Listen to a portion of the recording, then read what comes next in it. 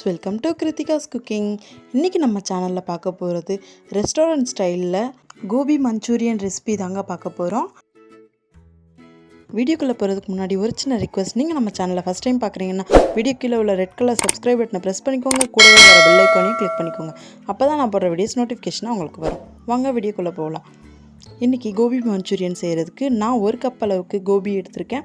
அதாவது காலிஃப்ளவரை சின்ன சின்ன பீசஸாக கட் பண்ணி எடுத்திருக்கேன். வாங்க இதை எப்படி செய்கிறதுன்னு பார்க்கலாம். முதல்ல ஸ்டவ் பற்ற வச்சு ஒரு பாத்திரத்தை வச்சுக்கலாம். பாத்திரம் நல்லா சூடான பிறகு ஒரு சொம்பு அளவுக்கு தண்ணி ஊற்றிருக்கேன். முதல்ல காலிஃப்ளவரை க்ளீன் பண்ணோம் இல்லையா, அதனால் காலிஃப்ளவர் க்ளீன் பண்ணுறதுக்கு ஒரு பிடி உப்பு போட்டிருக்கேன்.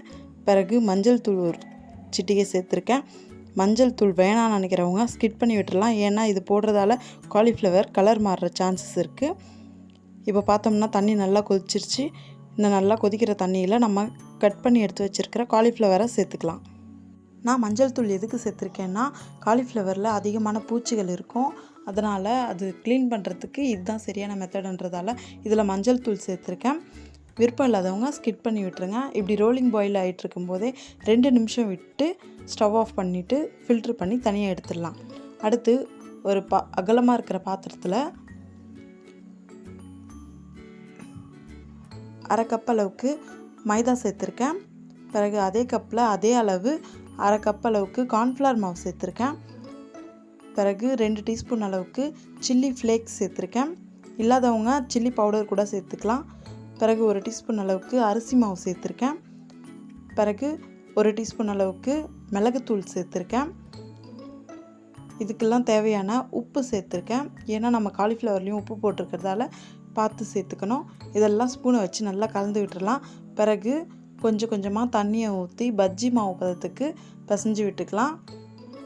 தண்ணியை பார்த்து சேர்த்துக்கோங்க, இல்லைன்னா ரொம்பவே தண்ணி ஆயிடுச்சுன்னா காலிஃப்ளவருக்கு மாவு பிடிக்காமையே போயிடும்.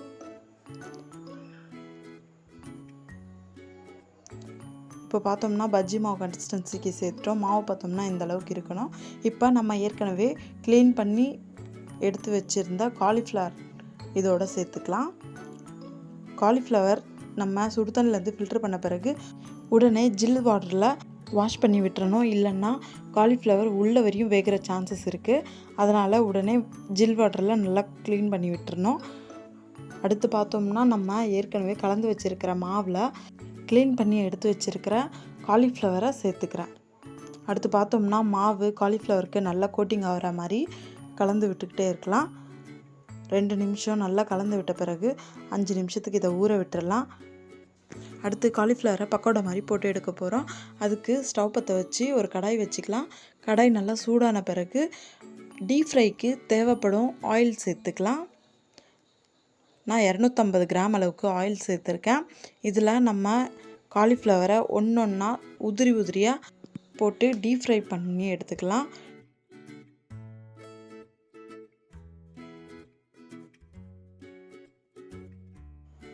இப்போ பார்த்தோம்னா காலிஃப்ளவர் ஃபுல்லாகவுமே கோல்டன் கலருக்கு டர்ன் ஆயிடுச்சு. இந்த ஸ்டேஜில் மொத்த காலிஃப்ளவரையும் ரிமூவ் பண்ணி ஒரு டிஷ்யூ பேப்பர் மேலே போட்டு ஒரு பிளேட்க்கு ட்ரான்ஸ்ஃபர் பண்ணிக்கலாம். மொத்த காலிஃப்ளவரையும் பொரித்து எடுத்துட்டோம். அடுத்து கோபி மஞ்சூரியன் செய்கிற ப்ராசஸ் பார்க்கலாம். அதுக்கு ஸ்டவ் மேலே ஒரு பேன் வச்சுருக்கேன். பேன் நல்லா சூடான பிறகு ஒரு குழிக்கரண்டி அளவுக்கு ஆயில் சேர்த்துருக்கேன். மஞ்சூரியன் செய்கிறதுக்கு ரொம்ப ஆயில் தேவைப்படாது, அதனால் 1 டீஸ்பூன் அளவுக்கு தான் ஆயில் சேர்த்துருக்கேன். ஆயில் நல்லா சூடான பிறகு 2 டீஸ்பூன் அளவுக்கு சாப் பண்ணி வச்சுருக்கிற பூண்டு சேர்த்துருக்கேன். அதே 2 ஸ்பூன் அளவுக்கு சாப் பண்ணி வச்சுருக்கிற இஞ்சி சேர்த்துருக்கேன். இது ரெண்டும் நல்லா வதங்கட்டும். 2 நிமிஷம் ஃப்ரை பண்ண பிறகு 1/4 கப் அளவுக்கு சாப் பண்ணி வச்சுருக்கிற ஆனியன் சேர்த்துருக்கேன். பிறகு 2 டீஸ்பூன் அளவுக்கு பச்சை மிளகாய் சாப் பண்ணி சேர்த்துருக்கேன். இதெல்லாம் சேர்ந்து ப்ரௌன் கலருக்கு வதங்கட்டும். பிறகு 1 டீஸ்பூன் அளவுக்கு க்ரீன் சில்லி சாஸ் சேர்த்துருக்கேன். அதே ஸ்பூனில் ரெட் சில்லி சாஸ் 1 ஸ்பூன் அளவுக்கு சேர்த்துருக்கேன். பிறகு 2 டீஸ்பூன் அளவுக்கு டொமேட்டோ சாஸ் சேர்த்துருக்கேன். பிறகு அரை டீஸ்பூன் அளவுக்கு சோயா சாஸ் சேர்த்துருக்கேன். இதெல்லாம் சேர்த்து நல்லா கலந்து விட்டுறலாம். இப்போது இதெல்லாம் நல்லா சேர்ந்து வரதுக்கு அரை டம்ளர் அளவுக்கு தண்ணி சேர்த்துருக்கேன். தண்ணி சேர்க்குற இடத்துல ஆப்ஷனலாக இன்னொன்று கார்ன்ஃப்ளவர் வாட்டர் கூட நீங்கள் சேர்த்துக்கலாம். எனக்கு கார்ன்ஃப்ளவர் வாட்டர் பிடிக்காதுன்றதால சேர்க்கல. அடுத்து 1/2 டீஸ்பூன் அளவுக்கு வெனிகர் சேர்த்துருக்கேன். வெனிகர் ப்ளேஸில் நீங்கள் லெமன் ஜூஸ் கூட ஆட் பண்ணிக்கலாம். இதெல்லாம் சேர்ந்து ஒரு நிமிஷம் கொதிச்ச பிறகு நம்ம பொரித்து எடுத்து வச்சுருந்த காலிஃப்ளவரை இதோட சேர்த்துக்கலாம். இதோடு சேர்த்து நல்லா கலந்து விட்ட பிறகு சாப் பண்ணி வச்சுருந்த வெங்காயத்தால் ஒரு கைப்பிடி அளவுக்கு சேர்த்துருக்கேன். இதெல்லாம் சேர்த்து நல்லா கலந்து விட்டு ஹை ஃப்ளேமில் வச்சு 2 நிமிஷம் நல்லா டாஸ் பண்ணி எடுத்துக்கலாம். அவ்வளோதாங்க. சுட சுட கோபி மஞ்சூரியனை ஒரு பவுலுக்கு ட்ரான்ஸ்ஃபர் பண்ணி கொஞ்சமாக டொமேட்டோ சாஸ் வச்சு, இல்லைன்னா வித்தவுட் டொமேட்டோ சாஸோட கொஞ்சமாக ஆனியன் கொத்தமல்லியை ஸ்ப்ரிங்கிள் பண்ணி விட்டு சாப்பிட்டோம்னா டேஸ்ட் வேறு லெவலில் இருக்கும். இந்த ரெசிபியை நீங்களும் உங்கள் வீட்டில் ட்ரை பண்ணி பாருங்கள். உங்களுக்கு எப்படி வந்துச்சுன்றதை என்னோட கமெண்ட்டில் ஷேர் பண்ணிக்க மறந்துடாதீங்க. இந்த வீடியோ உங்களுக்கு பிடிச்சிருந்துச்சின்னா லைக் பண்ணுங்கள், ஷேர் பண்ணுங்கள், கமெண்ட் பண்ணுங்கள். கிருத்திகாஸ் குக்கிங்கை சப்ஸ்கிரைப் பண்ண மறந்துடாதீங்க. தேங்க்யூ.